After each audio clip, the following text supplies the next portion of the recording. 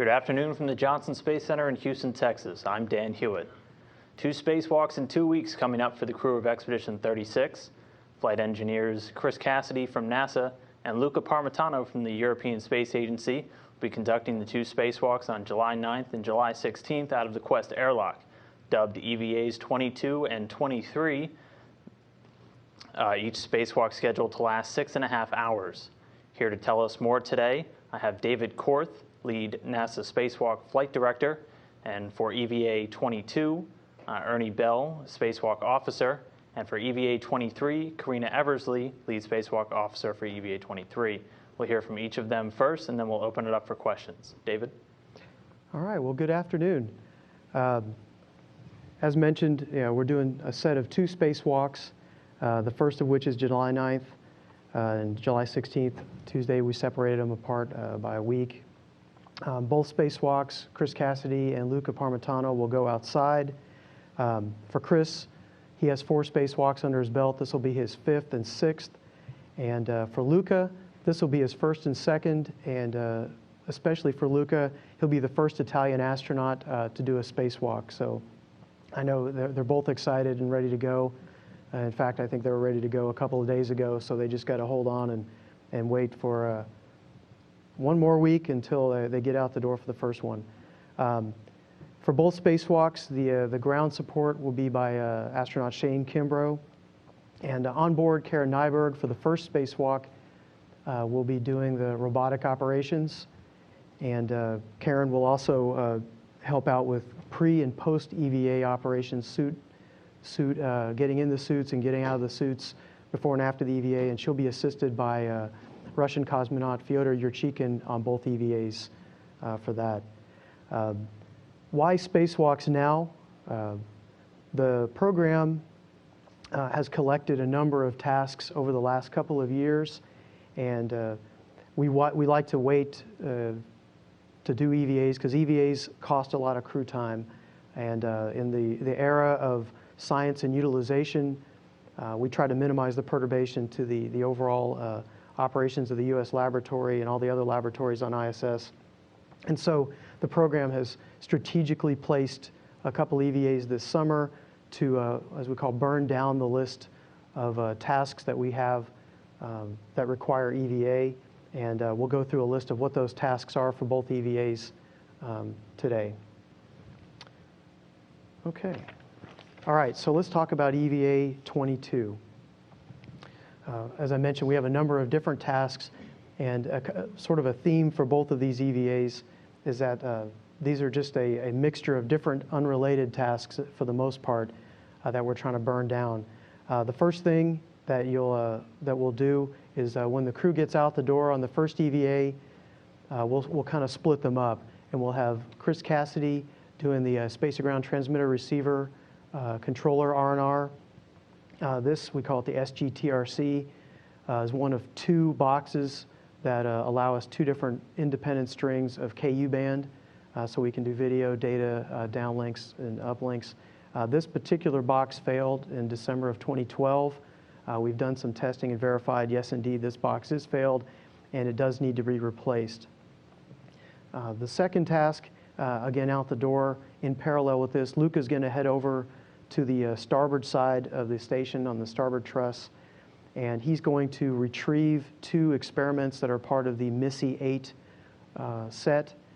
He's going to take both of those, bring them back in, and the plan is to return both of those experiments back on SpaceX 3 later this year.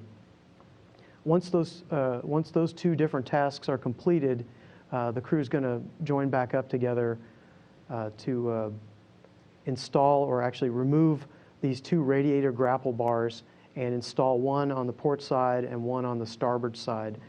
These 2 bars, we call them the radiator grapple bars, were brought up on SpaceX 2. We've stowed them on the payload ORU attachment on the MBS, and we'd like to get them off of there and put them in more strategic locations so that they can fulfill their purpose, which they're intended to aid in remove and replace of failed thermal radiators. And so we're going to put one, as I mentioned, on the starboard side. That'll be the first task. and then following that, we'll put the other one on the port side of the truss. During this, Luca will be on the arm, and he'll be translating both the starboard and port side with the RGBs, and Chris will be at the work sites to help bolt them down. In between, going from the starboard to the port, we found a convenient opportunity. Actually, all these folks here, the EVA experts, found a convenient opportunity to remove a failed camera assembly, the mobile-based system camera light pan tilt assembly. This one failed back in May of 2012, just before HTV3. It was, at the time, one of our prime viewing cameras for monitoring visiting vehicles as they come to station. We found, of course, alternate camera views, but we don't have any spares to replace any failed units. So the idea is to bring this one back in, fly it down, refurb it, and bring it back up as a valid spare at some point in the future. So Luca's going to do that as he translates on the arm between the starboard and the port radiator grapple bar task locations. In the meantime, Chris Cassidy is going to go over and route the multipurpose laboratory module. It's a Russian module that's coming up the end of this year. He's going to complete the routing of that cable from node 1 to the interface between the PMA-1 and the Zarya module, so that the Russians on a future EVA can finish connecting that. And so that's one of a couple of things we're doing to aid in preparation for the visit of MLM later this year. Once those guys are complete with that and they've completed the port RGB install, again, Chris breaks off and he does a task. It's one of two-part tasks that he'll do for what we call the Z1. On the Z1 truss, it's a Y bypass jumper. Part 1 will be on this EVA. Part 2 will be on EVA 23. We found through various failures we've had in the past that if we lose a couple of critical external power modules or power sources, that we can lose a lot of critical loads and critical components in the station, such as one of our control moment gyros, one of the strings of the KU band system. And so some work was done earlier this year to inside the node 1 to do some cable reconfigs, and we do these two Y-pass jumper installs, and that will allow us to quickly regain these critical loads in the event of one of these external power module failures. So the program has found this a very useful thing, rather than having to commit to an EVA after you have the failure to go restore these capabilities. And finally on the day, the two crew will join back together for the PMA-2 cover install. We have an MLI cover that we're going to go out to the PMA-2, and you can see on this graphic, it's on the very front right bottom of the graphic. They're going to install an MLI cover, and that just protects the front interface of the PMA-2 from micrometeoroid damage.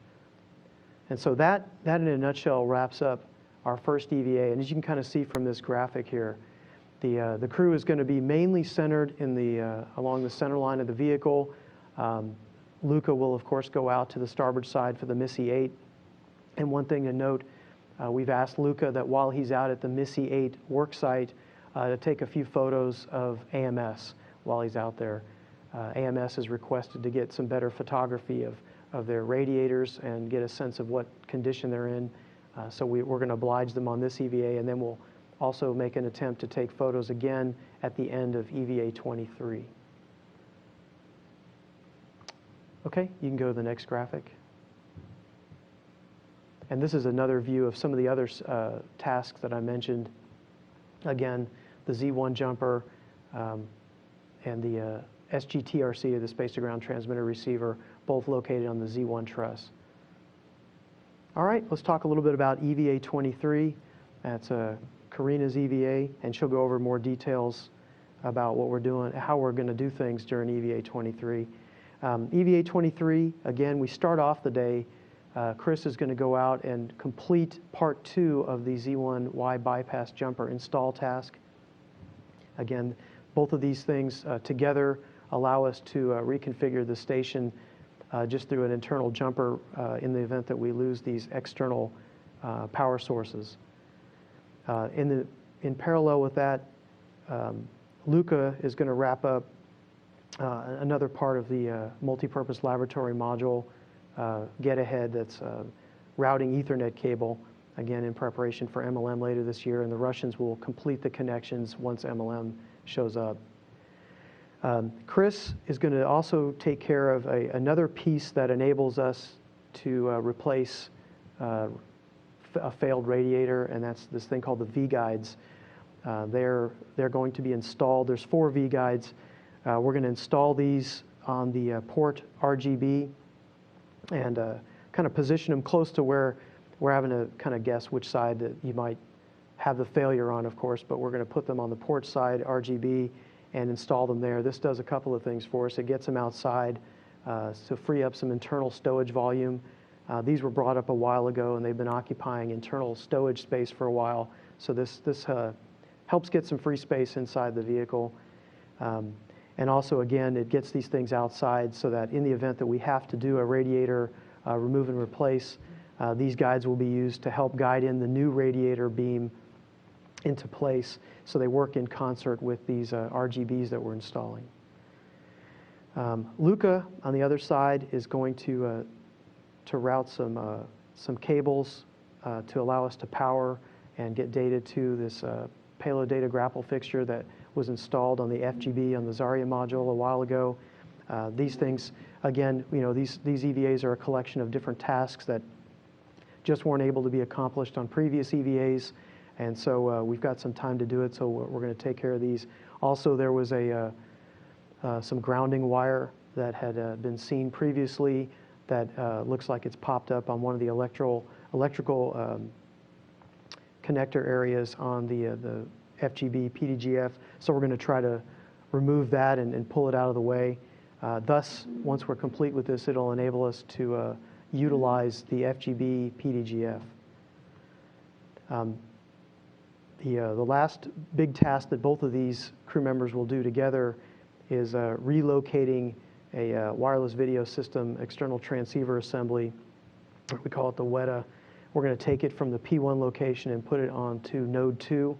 This is in preparation for eventual plan to relocate some of the modules to free up some docking ports for future visiting vehicles, crewed visiting vehicles in the future. So this is part of a get-ahead task for something way in the future. And finally, the last thing we're going to do is remove some MLI covering from an MBSU main bus switching unit that's back out on the starboard truss near the MISSI 8 work site. Again, this is our opportunity to take some more photos of AMS. And removing this MLI and tying it out of the way provides us an opportunity to remotely, using the SPDM, take this MBSU and eventually bring it back inside for IVA repair so that we don't have to keep flying spares up. We can fix something that we have on orbit and refurbish it and reuse it again in the future. And so those comprise the main tasks we have for the second EVA.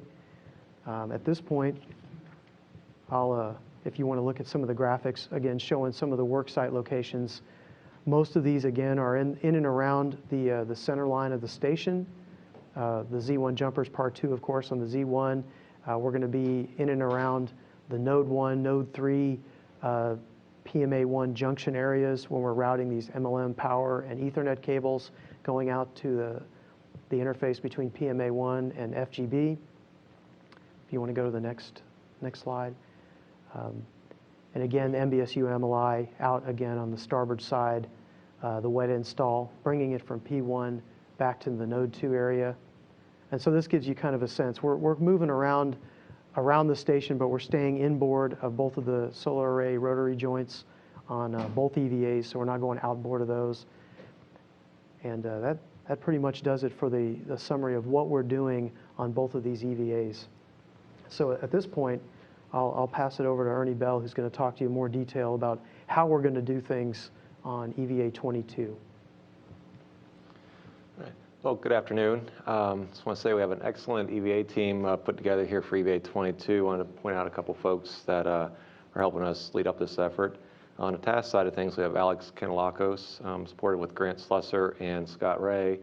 And then for the EVA systems side, we have the lead of John Malarski, and he's supported by Sandy Fletcher.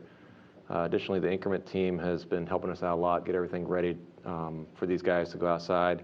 And just wanted to mention Reagan Cheney and Brian Mader doing an excellent job getting all that together.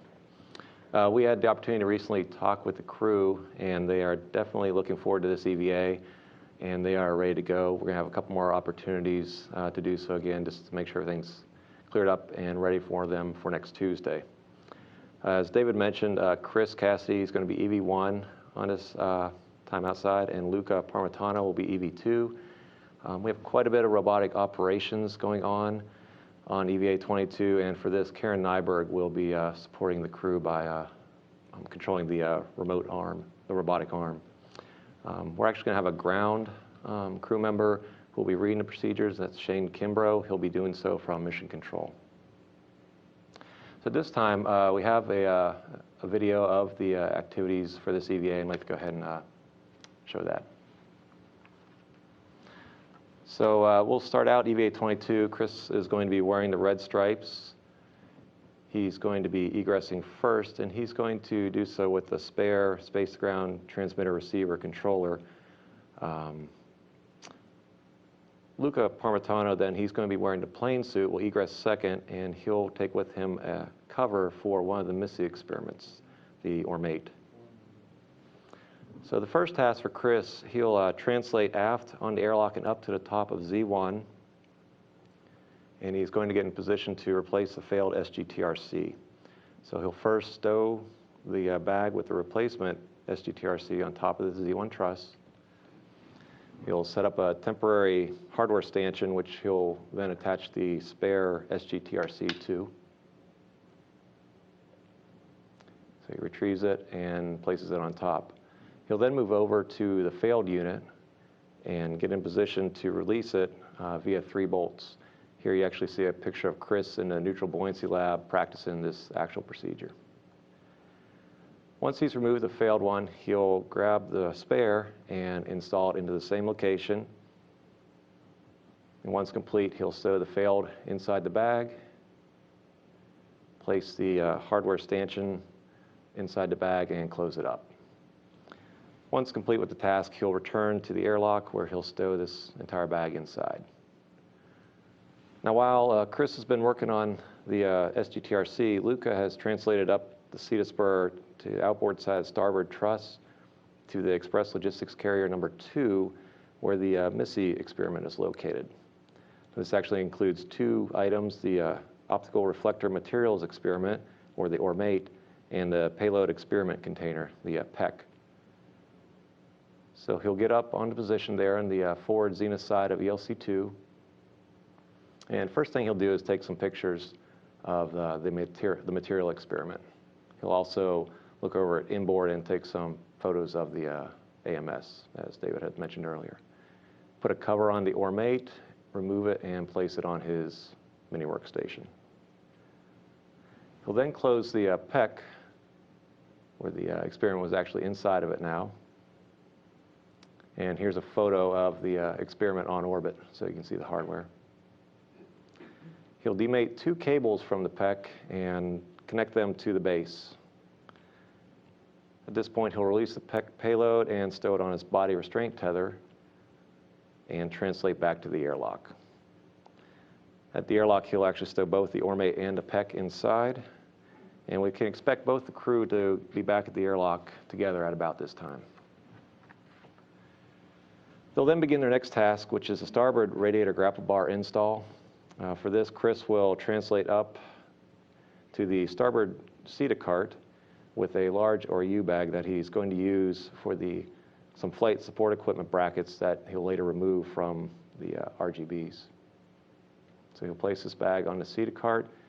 He's going to actually take out a large, or a handling device, go up onto the mobile base system and place this handling fixture or scoop onto the mass camera. This is for use later by Luca. He'll then go back to the CETA cart. Meanwhile, Luca has been retrieving a foot restraint He'll actually gather this from the forward side of the external stowaways platform number 2. He'll put on his BRT and then translate out port just slightly port of where Chris has been working, where he'll begin steps to ingress the arm. So once he's on location, he'll put the foot restraint at the end of the arm, and then he'll ingress the foot restraint. At which point Karen is going to fly him over and get him in position where he'll be able to take control of the first of 2 RGBs. Meanwhile, Chris is moving around, breaking torque on the 4 bolts that hold this first RGB to the second one. On the forward side there, you see him. He'll release 2 bolts, translate around onto the second RGB, and then move back inboard so that Luca can move into position to take control of this first RGB. Once Luca takes control of it, Chris will release the second 2 bolts. Karen will fly Luca out, and Luca will then reposition the RGB into a better attitude for installation over on the starboard thermal radiator rotary joint, or the targe. And this arm maneuver here is going to be about a 15-minute maneuver. So he'll fly up over the station and get into position. Now during this maneuver, Chris is actually going to remove the 2 flight support equipment brackets that were used to hold the 2 RGBs together. He'll stow them back in the large ORU bag, which is over there on the seated cart.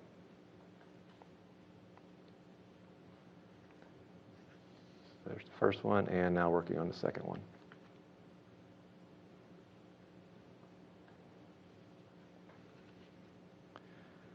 Once he has those both removed, he's going to translate outboard on the starboard side of the truss, and he'll meet up with Luca for the installation of this first RGB.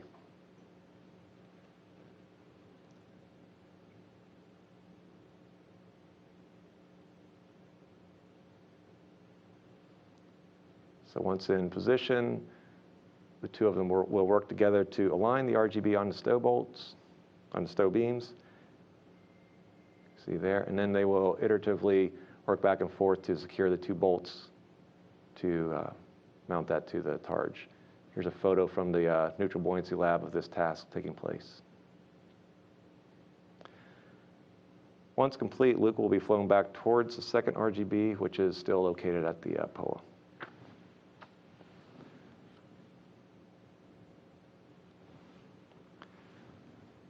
During the maneuver, Chris is actually going to translate back towards the airlock.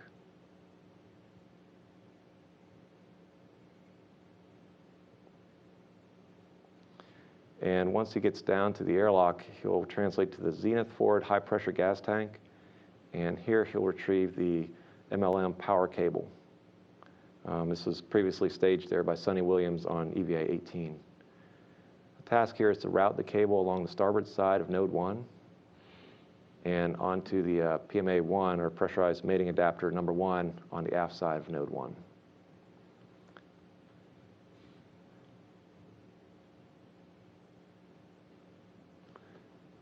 Once Chris gets this task complete, he's going to translate back towards the port seated cart where he was earlier to help with the release of the second RGB from the POA. But first, Luca, on the flight over to the second RGB, is going to be brought in to remove the failed mass camera on the MBS. He'll drive a single bolt. That'll release that camera, and then Karen will fly him away and the rest of the way over to the second RGB.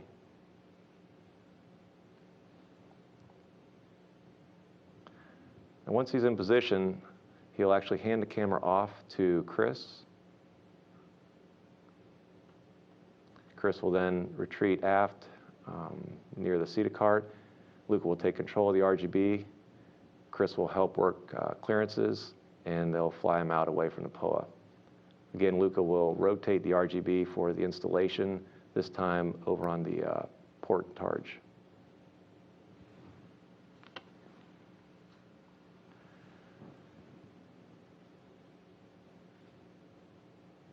This flight here is actually about a 27-minute maneuver, so it's a pretty long arm maneuver.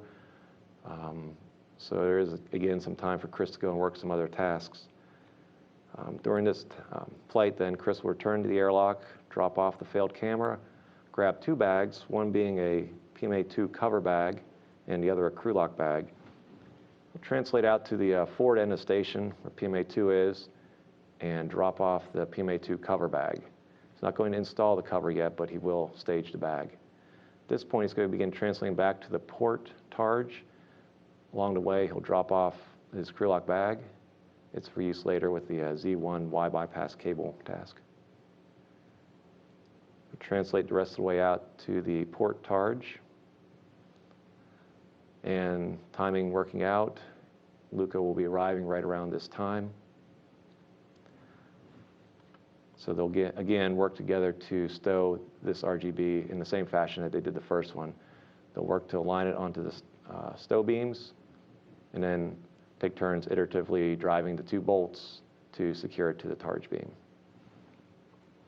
At this point, Luca will be flown back to the same location where he ingressed the arm. It's about a 13-minute maneuver. Slightly different orientation, but essentially the same location. He'll egress the foot restraint and then remove the foot restraint from the arm and take it back down to ESP2 where he retrieved it from earlier in the EVA.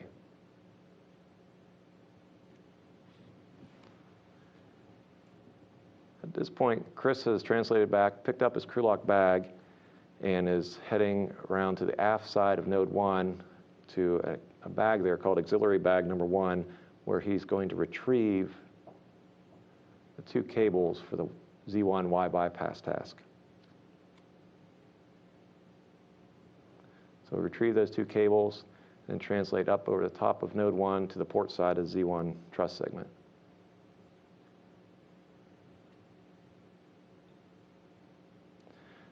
Once he gets onto work site, first thing he's going to need to do is to reorient a foot restraint out of the way, and then he'll stage his crew lock bag. There's just a few tools and caps and such for the cable task. And then he will work the cable installs. He'll actually do a complete install of the Nader cable or the 4 Bravo cable. He'll do a partial install of the 3 Bravo cable or the Zenith one. That one's actually going to be completed on EVA 23. At this point, he returns to the airlock and stows the crew lock bag. At this point, is another sync point for the crew where they'll both translate forward on station out to the PMA-2 location, where they'll work in conjunction to install the PMA-2 cover around the forward end of the PMA-2. There's basically a number of Velcro straps that they're going to cinch down onto the handrails around the circumference. One of the crew members then will pick up the PMA-2 cover bag, translate back to the airlock. This bag will be stowed inside the airlock and brought inside at ingress. The other crew member is actually going to translate back to the port CETA cart where the large RU bag, which contains those FSE brackets, is going to pick up that bag and then take it down to the airlock. Now this bag actually won't be brought inside on this EVA. The airlock's getting pretty full, so instead the crew is going to stow it on the starboard end there of the airlock. See right there where the handrails are flashing, and now place the bag there. Once this is complete, Luca will ingress first, Chris will ingress second, close the hatch, and this will complete the EVA 2 tasks. So that's the big overview there of the EVA 22. Actually have a couple items, we'll go ahead and show here for this EVA. A lot of the items that they're working with are fairly large, but of the smaller ones, just a couple of mock-ups of from the pool. The Z1 Y bypass jumper install, as David had mentioned, is a fairly important task to provide redundancy for the station in the future, but what it comes down to is it's just simply 2 cables of about this length, one end with a Y, to provide redundancy from one location or another for power, and then the output. So that's really about all it amounts to, is installing 2 of those, which seems very simple. Hopefully it will be. And then the other item that's actually small enough to bring in here and show you guys is the Ormade experiment. And for this experiment, there was actually a cover that the crew, this is a mock-up again from the NBL, but the experiment would be here, and then Luca would actually install a cover onto it when he's out at the work site, use that to protect the material samples and experiment that's inside of it, and then bring that back inside. Oh boy, it's, I'm going to have to double check on that. It's the size here, though. It's probably something like that, maybe, yeah, somewhere in that range. It might be a little bit heavier than that, though, I think, than a laptop. Yeah. So that's the two pieces of hardware I was able to bring in. The RGBs are pretty good size, so didn't exactly want to have this up here at the desk. Yeah, or a couple 100 pounds or so. At this point, we can go ahead and turn it over to Karina for EVA 23. All right. Thanks, Ernie. I'd like to start by thanking my excellent EVA team for EVA 23, which is my task lead, Sandy Moore, task 2, Scott Ray, and my EMU systems lead, David Simon. And I will second Ernie's thanks to the lead EVA team for increment 36, Grant Slusser as the lead, with Brian Mader and Reagan Cheney helping him out because they're doing all the preparations for these EVAs on board, coordinating with the crew. In addition, I'd like to thank astronauts Doug Wheelock and David St. Jacques for their terrific help in developing the timeline for EVA 23. This EVA was envisioned at the point when Chris and Luca were nearly finished with their training. And so Doug and David did all the hard work in the neutral buoyancy lab to help us develop the timeline. And Shane Kimbrough will also be the ground IV reading out the procedures for EVA 23 as well. And with that, if we can bring up the video for EVA 23. So on US EVA 23, EV2 Luca Parmitano will egress the airlock first. He'll be wearing the pure white suit. He'll bring out a bag containing some cables that he'll be installing during the EVA, and then attach his own and Chris's safety tethers outside the airlock. EV1 Chris Cassidy, wearing the red striped suit, will egress and retrieve 2 more large bags from the airlock. One contains the 4 radiator V-guides, and the other is an empty bag in which he'll stow the main bus switching unit multi-layer insulation towards the end of the EVA. Chris will translate up over the airlock and across the top of the Z1 truss, and then down to the port side of Z1, where he will work on the second of the 2 Y bypass jumpers. And this one will have been temporarily stowed on the previous EVA, as Ernie mentioned. He'll be working with the upper cables in this view. And what he's actually going to do is swap 2 connectors. In this graphic here, the 2 connectors indicated by the double-headed arrow will swap, and then the 2 connectors in the blue circles will swap. And in the end, then, the green cable will have been replaced by the Y bypass jumper in red, which provides powers from 2 different sources. Meanwhile, Luca will take his bag of cables from the airlock and translate under the Unity node. He'll go to its upper aft end cone, where he'll temporarily stow that bag, and you can see the 2 handrails. He'll stow it between blinking here. Then he'll retrieve the multi-purpose laboratory module Ethernet cable from the bag and translate to the forward end cone of Unity, where he'll connect the cable to a spare Ethernet connector that is located in the corner between US Lab and the Unity and Tranquility nodes. Luca will lay the cable out as he translates back aft towards the Russian segment, and he'll be restraining the cable onto handrails and other structure using EVA wire ties. This MLM Ethernet cable actually includes 4 additional extra connectors on its forward end that can be used for future Ethernet expansion capability. When Luca reaches the forward end of the Zarya Russian module, he will tie off the end of the cable on a handrail, where a Russian crew will complete the connection to a cable they will route later this year during a Russian EVA.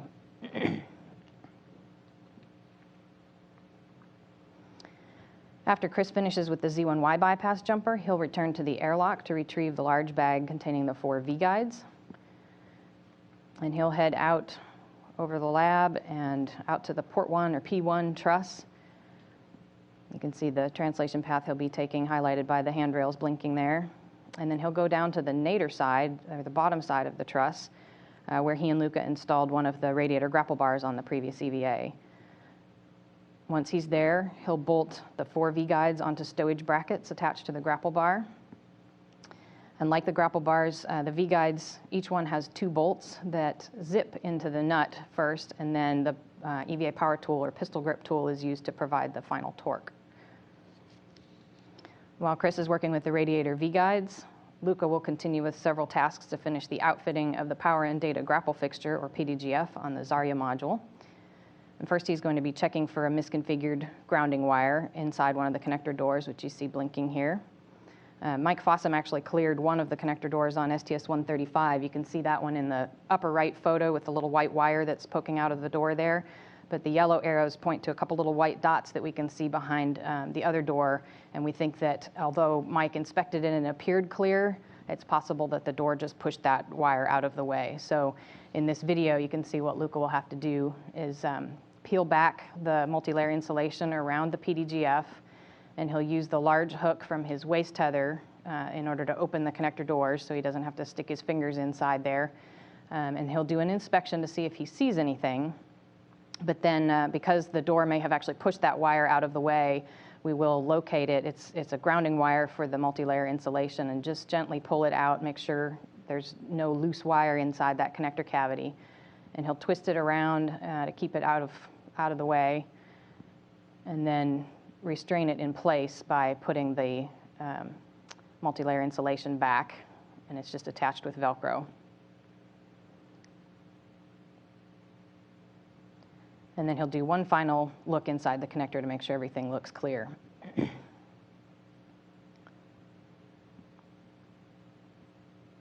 Once he's complete with that task, Luca will release a short segment of the data cable for the PDGF and route it forward onto the pressurized mating adapter. This one's actually attached to the PDGF already. And he'll attach that to a handrail on the PMA. Then he'll return to his cable bag and retrieve the 1553 data cable, which he will attach to that short pigtail. And this actually uses Russian-style connectors on those 2 cables there. And then he'll route the cable across the pressurized mating adapter over to a connector panel on the Tranquility node. And the 1553 cable is actually a pair of cables that have been taped together just to make them easier to route by EVA, and it provides 2 data channels for the PDGF. So after Luca has connected the 2 cables, the ground will do a quick check to verify good communication on both channels. While that's being done, Luca will clean up his work site and retrieve the cable bag. He'll stow that in the airlock and then translate out to meet Chris at the P1 truss for the wireless video system external transceiver assembly, or WETA, antenna relocation task. So this is on the zenith side, just above where Chris was working on the V-guides. And the crew will work together to demate 3 connectors from P1 and then release a single large bolt that holds the antenna stanchion to the space station. They'll position the WETA and its stanchion on Chris's body restraint tether and retrieve their tool bags, and then they will carefully together translate down towards the Node 2 Harmony aft end cone. You can see the translation path they'll be taking. And we have them do this together just because the antenna is very large, and so it helps Chris to make sure that it doesn't get bumped into anything along the way.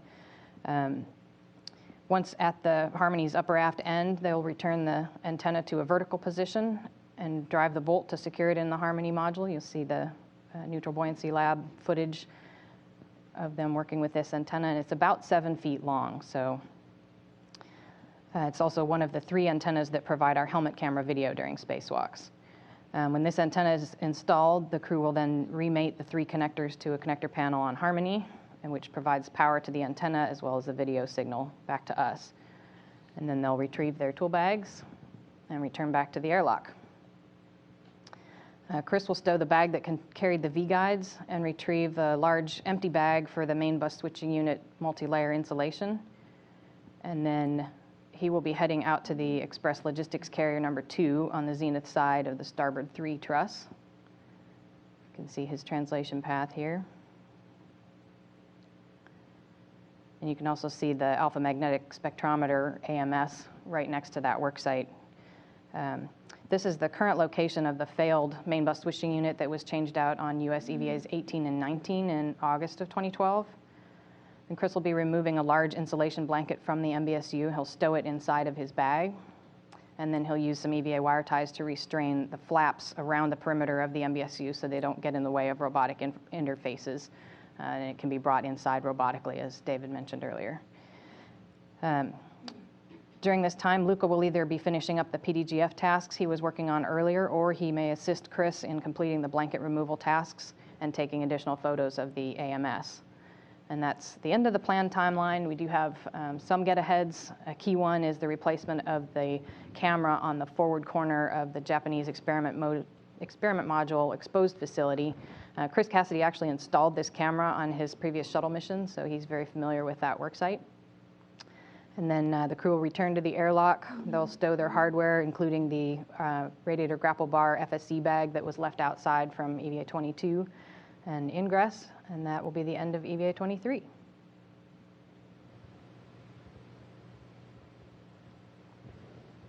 Okay, well, with that, we'll go ahead and open things up for questions. We'll start with reporters here in the room, then move to the phone bridge. As always, if you could state your name and affiliation and who the question is for, it would be much appreciated. We'll start right up here up front. Gina Sinceri, ABC News. You mentioned you wanted to take some shots of AMS. What's the motivation for that? Curiosity, or is there a scientific purpose to it? Yeah, my understanding, it's not a scientific reason. They've seen some discoloration on the radiators. They're not sure if that was something in ground processing or some phenomenon that's happened on orbit. So they've asked if we could just get some photos, since we'll be near the work site and we'll have good angles when we're out on the starboard side near the MISSI 8 and the MBSU MLI tasks.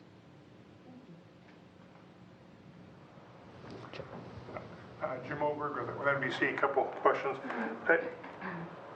Is it correct to suggest the theme of a lot of this work is to modify the station hardware and layout to increase the depth of single fail tolerance for the future? In other words, you're doing a lot of rewiring in anticipation of future failures to make it easier to react to them. Is that a correct interpretation?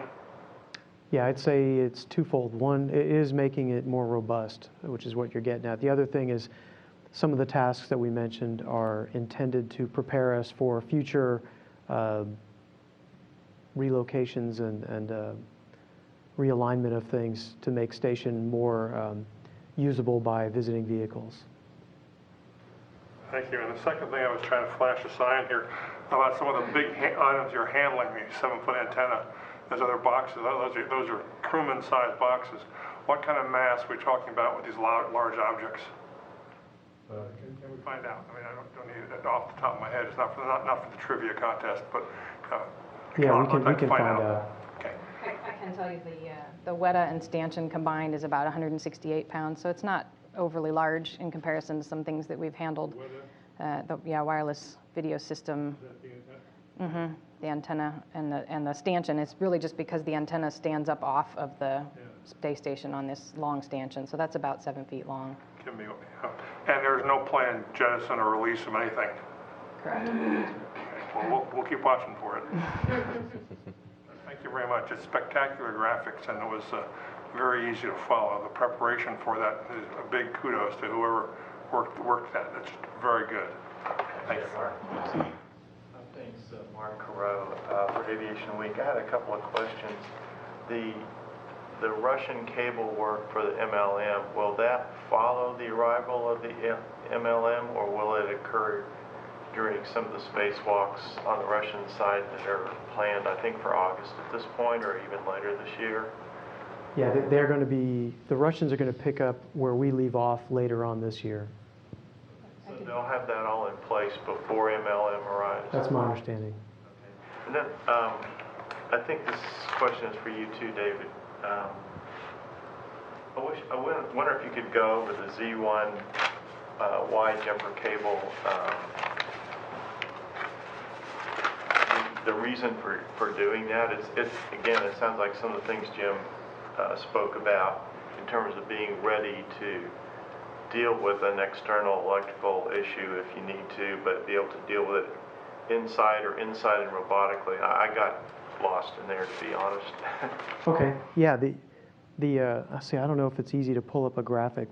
Karina had one in hers, but while she's doing that, the purpose is there's some external power boxes. We call them DDCs, DC-DC converter units that distribute power to loads both externally and internally.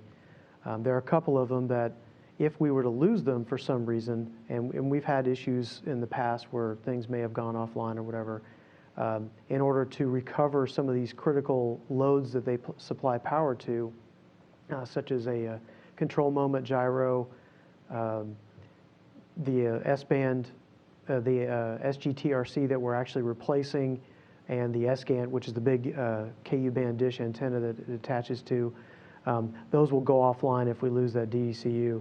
So what we're doing is we're rerouting kind of between the DDCU and some of the downstream other power distribution boxes. We're inserting this Y cable that enables us, once you do some internal wiring, which has already been done, to reroute the power distribution to power these loads I mentioned just with switching a cable inside.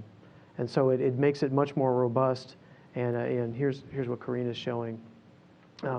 There's two sets of cables that are required, one the blue, one the red, that provide us the ability to reroute power to provide alternate source of power to these critical loads should one of these external boxes fail. Follow. This is a design feature. Is that a design feature? Aaron Bergen with the Houston Chronicle. I would echo Jim's comments about the quality of the graphics. And I would just ask a general question. I'm curious how much EVA training the astronauts on the station get versus those that are going on planned shuttle missions who have designated tasks when they were building the station. Do the ISS crew members get more or less EVA training? I'd have to say, in general, they get less. It's more generic training that they get for station crew members. Now, Chris has actually been up on shuttle flights, so he's had EVA experience during shuttle flights. For EVA 22, Chris and Luca actually worked together, I believe it was on 2 different MBL runs for this timeline that they're going to see on EVA 22. So they've actually trained the specific tasks on this EVA. They additionally had another run individually with other crew members, but with the same task. So they've actually seen this EVA 3 times already on the ground. Generally, we would have 5 to 7 runs for a shuttle crew. But you incorporate the generic training that they have, and they are more than ready for these EVAs. There are a lot of generic type of tasks actually associated with these type of EVAs, particularly for EVA 22. Okay, let's go to the phone bridge real quick. I think we have Mike Wall from space.com. Mike, can you hear me? Oh yeah, hi guys. Thanks for doing this. This goes out to pretty much anybody who would want to comment on it. Do you guys actually see any implications from the crash of the Proton rocket on Monday, or is that something that's not going to factor in at all to your plans? Yeah, that's David Korth. No, there's no implications to our EVAs, and frankly, I defer anything else on that topic to our colleagues in Roscosmos. Thank you. All right, we'll come to the room for follow-ups. Jim? Yeah, there's a whole bunch of interesting follow-ups here. You discussed in training. Although there's more generic training and less task training, aren't these tasks now being designed to actually rely on existing generic training profiles? So that it would be wrong to say that the generic training is not all that helpful for specific training, because you are designing the current tasks to rely on generic training procedures. Is that something that you're doing philosophically? I think I'll give a shot at answering, and I'll let Karina follow up here too. Generically, yes, there is a protocol or a set of training runs that they'll go through, which will prepare them for a number of EVAs that they may need to do on station that they may not anticipate having to do until they get there. So the generic training will cover a lot of things like the generic electrical connectors, bolts, other types of work that they may have to do, the use of the tools. These EVAs happen to encompass tasks that pretty much the extent of training needed for them is, for the most part, generic type of training. Now, if there was more extensive or more elaborate type of tasks that would be required, it's possible we may specifically train a specific crew to, once they get on orbit, to perform that task. I think that hopefully that answered your question, but Karina might have additional words with her experience. I don't want to put words in your mouth, but that seems like the way you're going. And so that it would just because there are only 3 task-specific runs for this training compared to 5 to 7 for shuttle crews does not mean the crew is only half as well prepared. That's correct. They're just as prepared. There you go. Thank you. I'm sorry. Karina, go ahead. Yeah, their training, you might use the term skills-based training is what they get generically. And one of the advantages then of training a specific timeline is the choreography of the timeline and how the tasks work out together. And we can do a lot of that with a crew. Like I mentioned, Doug and David helped us develop EVA 23. And so from that development, then we provide information to the crew on board with, just little details about how things line up together in a specific timeline. But the tasks and what they're doing is really covered by their skills-based training. Thank you. All right, Mark. Thanks. Mark Careau for Aviation Week again. I had a couple of questions. One, the activities near the AMS, do you have to power that observatory off during that, or does it remain on? Yeah, it'll remain on. And this is another explainer question. The V guides, I understand, are part of the, I guess, preparation for possible change out of radiators. How do they work? How does it, I'm not sure if. You guys want to try? Or? Yeah, Sure. kind of may work together. The V guides on EVA 23 are being stowed on a radiator grapple bar, which is just a temporary stowage location. That's not the location they would be used in if we had to do a radiator R&R. I think would be a clarifying point. For the radiator R&R itself, they'd actually be located 2 on either side of whichever particular radiator needed to be replaced and used as a guidance for the removing and changing out the radiator. So there's actually some bars on the grapple bar itself that kind of go down the V guides, and they help align it as the RMS would bring the new radiator into place. All right, any more follow-ups? Okay. Then with that, we'll go ahead and wrap up. NASA TV coverage for both spacewalks will begin at 6 a.m. Central Time. First one coming up on July 9th, the second on July 16th.